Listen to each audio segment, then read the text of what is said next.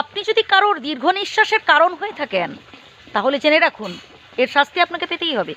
কারণ এই পৃথিবীতে কাউকে ঠকিয়ে, কাউকে কাঁদিয়ে, আর যাই হোক, জীবনে সুখী হওয়া যায় না। তাই জ্ঞানত বা অজ্ঞানত যদি কাউকে কষ্ট দিয়ে থাকেন, যদি কারোর সাথে কোনো অন্যায় করে থাকেন, প্লিজ ক্ষমা চেয়ে নিন। কারণ পরবর্তীকালে হয়তো আপনার সেই মতি এলেও সেই মানুষটাকে হয়তো খুঁজে পাবেন না, যার কাছে গিয়ে আপনি ক্ষমা চাইবেন। তাই এই মুহূর্তে ভাই নিজের ভুলটা স্বীকার করে নিন। এই পৃথিবীতে কারোর সাথে অন্যায় করে না জীবনে সুখী হওয়া যায় না। কাউকে কাঁদিয়ে, কাউকে ঠকিয়ে, কাউকে কষ্ট দিয়ে, কারোর থেকে ছিনিয়ে নিয়ে ধনী হওয়া যায় না। কারণ মানসিক শান্তির অভাব হচ্ছে সবথেকে বড় অভাব।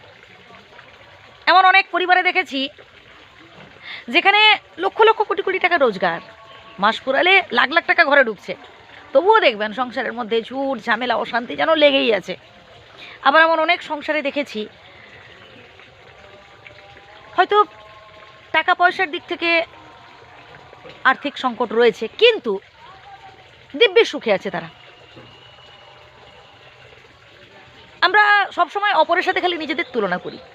আচ্ছা, মাঝে মধ্যে না সময় পেলে কাছাকাছি কোনো বাস স্ট্যান্ড বা রেল স্টেশন বা একটু হাসপাতাল থেকে ঘুরে আসবেন।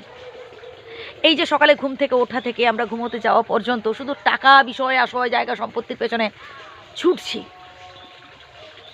ছেলেকে ফার্স্ট করাতে হবে, ভালো চাকরি পাবে, প্রচুর টাকা স্যালারি, বিশাল বাড়ি করব, গাড়ি করব। এই পাড়ায় সে 4 টাকা করে ফেললো আর আমি পারলাম না, আমি মাটির বাড়িতে আছি, আমার ছাদ ফেটে জল পড়ছে। সে তার মেয়েকে ভালো ঘরে দিয়ে দিয়েছে, আমি আমার মেয়েকে বিয়ে দিতে পারলাম। মানে কত মানুষের যে কত সমস্যা তার ঠিক নেই।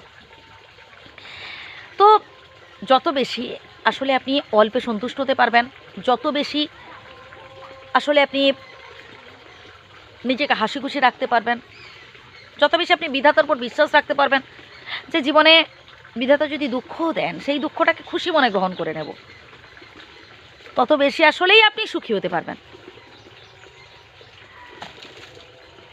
সব কিছু ভাই বিধাতার সৃষ্টি। জীবনে দুঃখ বলুন, সুখ বলুন, এই যে মুহূর্তগুলো আসে না, সবই তাঁর সৃষ্টি। এবং আমরা চাইলেও, যেটা বিধাতার নিয়ন্ত্রণে আছে, আমরা সেটা চাইলেও কিচ্ছু করতে পারবো না। তাই জীবনটাকে এনজয় করুন। যে যে পরিস্থিতিতে রয়েছেন সেই পরিস্থিতির সাথে নিজেকে অ্যাডজাস্ট করার চেষ্টা করুন, তবেই দেখবেন আসলেই সুখী হতে পারবেন। প্রয়োজনে কথাগুলো আবারও প্রথম থেকে শুনুন, উপকৃত হবেন।